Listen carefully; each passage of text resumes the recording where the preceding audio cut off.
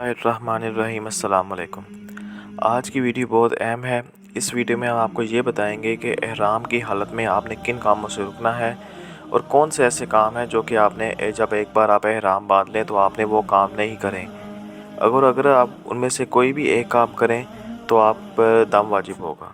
Number 1، سب سے پہلے جو سب سے مین کام ہے وہ یہ کہ احرام کی حالت میں آپ نے کوئی بھی سلا ہوا کپڑا نہیں پہننا۔ نہ آپ نے قمیض پہنی ہے، نہ آپ نے شلوار، ٹراؤزر، پینٹ پہنی ہے۔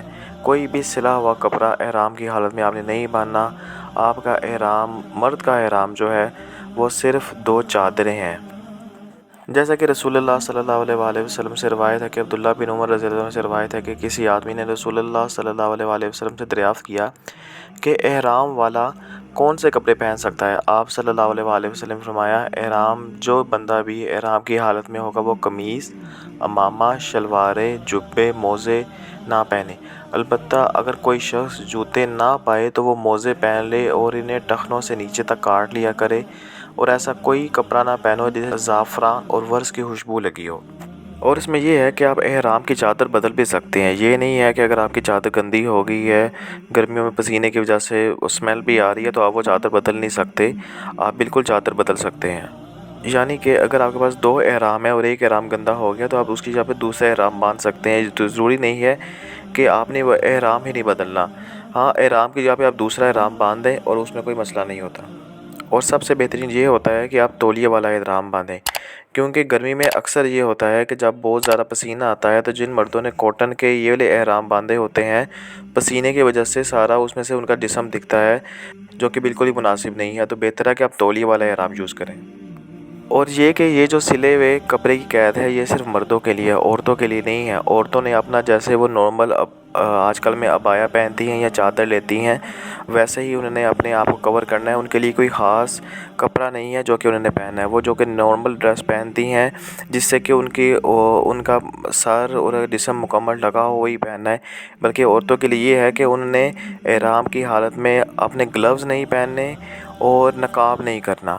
لیکن نقاب کرنے کا یہ مطلب نہیں ہے کہ انہوں نے اپنا منہ کھلا چھوڑ دینا ہے، بلکہ جیسے حضرت عائشہ رضی اللہ عنہا نے فرمایا کہ جب ہم عمرہ کر رہی ہوتی تھی تو جب کوئی سامنے سے، اور ہم نے نقاب نہیں کیا ہوتا تھا، اور جب کوئی سامنے سے آ جاتا تھا تو ہم اپنے چہرے کو جو ہمارے سر پر چادر ہوتی تھی اس سے ہم اپنے چہرے کو ڈھانپ لیتے رہے۔ یعنی عورتوں نے اپنا چہرہ کور ہی رکھنا ہے، کیونکہ تب تو لوگ کم تھے لیکن اب تو لوگ بہت زیادہ ہوتے ہیں۔ آپ کو ہر وقت عورتوں کو اپنا چہرہ کور ہی رکھنا، لیکن صرف نقاب نہیں کرنا۔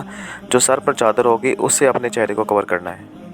پوائنٹ نمبر 2، یہ کہ عورتوں نے تو اپنا سر کور ہی رکھنا ہے ہر حال میں، لیکن مردوں نے کوئی ٹوپی، پگڑی، عمامہ وغیرہ نہیں پہننا۔ مردوں نے اپنا سر خالی رکھنا ہے اور اس کو کسی چیز سے بھی کور نہیں رکھنا جب تک کہ آپ احرام کی حالت میں ہیں۔ اور اگر آپ حج میں ہیں اور آپ کو احرام کی حالت میں سونا پڑ گیا ہے تو آپ اپنے باقی جسم پر کوئی کپڑا لے سکتے ہیں سردی سے بچنے کے لیے، لیکن تب بھی آپ نے اپنا سر اور منہ نہیں ڈھانپنا۔ اور اگر غلطی سے نیند میں آپ سے اپنا سر اور منہ ڈھانپا جائے تو کوشش کہ جیسے ہی آپ کو ہوش آئے آپ کو چاہیے کہ فوراً وہ کپڑا ہٹا دیں، لیکن اس میں کوئی دم نہیں ہے۔ پوائنٹ نمبر 3، خوشبو نہ لگانا۔ اگر آپ نے احرام نہیں باندھا تو آپ احرام باندھنے سے پہلے اپنے جسم پر خوشبو لگا سکتے ہیں، جیسے کہ حضرت عائشہ رضی اللہ عنہا نبی پاک صلی اللہ علیہ وسلم کو احرام باندھنے سے پہلے خوشبو لگا لیتی تھی۔ لیکن جب آپ نے ایک بار احرام باندھ لیا پھر آپ نے کسی قسم کی بھی خوشبو کے پاس نہیں جانا۔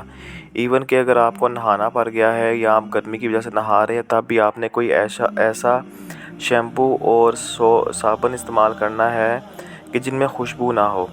اور ایک اور بڑا مسئلہ ہوتا ہے کہ جب آپ حجر اسود کے پاس جاتے ہیں یا کعبہ کے پاس جاتے ہیں تو وہاں پہ انہوں نے بہت سی خوشبو لگائی ہوتی ہے، تو اس میں علماء کرام کا یہی کہنا ہے کہ آپ بہتر ہے کہ اس وقت بھی آپ حجر اسود کو، اگر آپ کو لگ رہا ہے کہ حجر اسود میں بھی خوشبو لگی ہے تو آپ حجر اسود کو چھوئیں نہ، کیونکہ اس طرح آپ پر دم واجب ہو جائے گا، کیونکہ احرام کی حالت میں آپ نے خوشبو نہیں لگانی۔ پھر حجر اسود کو آپ دور سے ہی استلام کر لیں۔ نمبر 4، آپ نے کوئی بھی ایسے جرابیں، موزے نہیں پہننے جس سے آپ کے ٹخنے کور ہوں۔ جیسا کہ آپ کو حدیث میں نے پہلے دکھایا کہ رسول اللہ صلی اللہ علیہ وآلہ وسلم نے فرمایا کہ ایسا کوئی بھی آپ نے جرابیں یا कोई भी जूता नहीं पहनना जिससे कि आपके टखने जिसको एंकल कहते हैं वो आपके कवर हो रहे हों। और अगर आपके पास किसी के पास जूती नहीं है तो वो बंदा आपका जो सॉक्स वगैरह पहन सकता है, जुराबें पहन सकता है, लेकिन उसको भी वो ऐसा करे कि वो उनके टखनों के नीचे से काट ले ताकि उसके टखने उस हालत में भी नंगे हों। फ़िक़्ह हनफ़ी में इसमें थोड़ा सा इख्तिलाफ़ है। वो कहते हैं कि जो आपके पाँव की आगे वाली हड्डी होती है वो हड्डी भी इसमें शामिल है, और वो इसलिए कहते हैं कि अगर आप कैंची चप्पल पहने तो ज़्यादा बेहतर है, लेकिन हदीस में और ऐसा कुछ नहीं है जिसमें कि ये बताया गया हो। ये एक फ़िक़्ही इख्तिलाफ़ है, सो जो आपको बेहतर लगता है आप करें। नंबर 5 ये है कि एहराम की हालत में आपने निकाह का पैगाम नहीं भेजना। ये सख्त मना है। इसको रसूल करीम सल्लल्लाहु अलैहि वसल्लम ने इस चीज़ से मना फरमाया। नंबर 6 कि आपने खुश्की का जानवर का शिकार नहीं करना। आजकल तो हम हवाई जहाज़ के थ्रू जाते हैं और हमें शिकार करना नहीं पड़ता, लेकिन सोचें कि आज से 1400 साल पहले ही, बल्कि 1000 साल पहले जो लोग महीनों सफ़र करके जाते थे और भूख का भी उनका पैसा भी किसी के पास कम है, खाने का सामान भी कम है, तो वहाँ पे उनके सामने कोई भी खुश्की का जानवर, हिरन या ऐसा कोई बकरे, गाय वगैरह जा रहे हों, ऊँट जा रहे हों, तो क्या अल्लाह पाक की ये इसमें एक आजमाइश है कि आपने एहराम की हालत में उनका शिकार नहीं करना।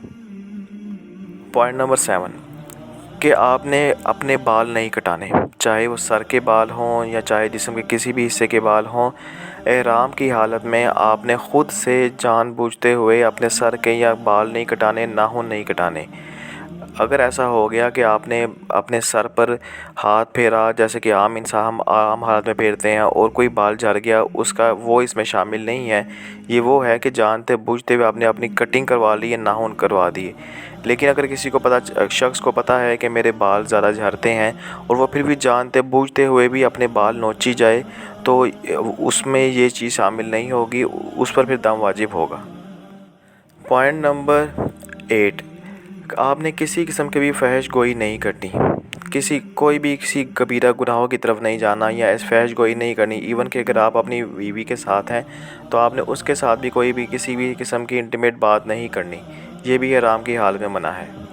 पॉइंट नंबर 9 आपने अपनी बीवी के साथ किसी किस्म का भी ताल्लुक़ कायम नहीं करना। जब आप एहराम की हालत में हैं तो ये अल्लाह की तरफ से मना है कि आप किसी किस्म का भी ताल्लुक़ अपनी बीवी के साथ कायम करें। पॉइंट नंबर 10 आपने किसी किस्म का लड़ाई झगड़ा नहीं करना, कोई कबीरा गुनाह नहीं करना, कोई भी ऐसा अमल नहीं करना जो कि अल्लाह की नाराज़गी का बायस बने। और वो किसी किस्म का भी गुनाह है, चाहे वो झूठ है या वो कोई भी लड़ाई झगड़ा है किसी से। अगर आपको एहराम की हालत में किसी से कोई परेशानी मिलती भी है तो आप अल्लाह के लिए माफ़ करें। जैसा कि अक्सर जब आप तवाफ़ कर रहे होंगे या सही कर रहे होते हैं तो उस टाइम रश बहुत ज़्यादा होता है, तो अक्सर आपको धक्का पड़ जाता है। तो ऐसे मौके पर लड़ाई झगड़ा नहीं करना, गुस्से नहीं करना, अल्लाह के लिए उसको माफ़ करना है। पॉइंट नंबर 11 चेहरे पे हाथ, कपड़े पे दस्ताने नहीं पहनने।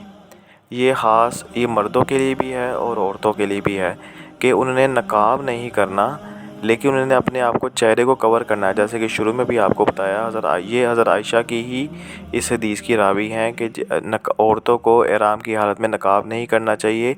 लेकिन और एक हज़रत आयशा की ही दूसरी हदीस है जिसमें उन्होंने बताया कि हमने अपने चेहरे को ढांपा नहीं होता था, तो जैसे ही कोई भी नामहरम हमारे सामने एहराम की हालत में आ जाता था तो हम फ़ौरन से जो हमारे सर पर चादर होती थी उसे अपने चेहरे पर गिरा लेते थे और अपने चेहरे को कवर करते थे। यानी औरत ने तब भी अपना चेहरा कवर ही रखना है, उसको खुला नहीं छोड़ना। सो ये चंद मसाइल थे जो कि मैंने आपको बताए कि हमें एहराम की हालत में इन सब का ख्याल करना चाहिए। अगर हम इनमें से किसी चीज़ का भी ख्याल नहीं करेंगे तो हम पर दम वाजिब होगा। हमें जो भी दम वाजिब के चीज़ें हैं वो सब करनी पड़ेंगी। अगर आप मेरे चैनल पर न्यू हैं तो मेरे चैनल को सब्सक्राइब करें। वीडियो पसंद आई तो लाइक करें, शेयर करें और कमेंट करके मुझे ज़रूर बताइएगा कि आपको वीडियो कैसी लगी। सो अंटिल नेक्स्ट टाइम, अल्लाह हाफ़िज़।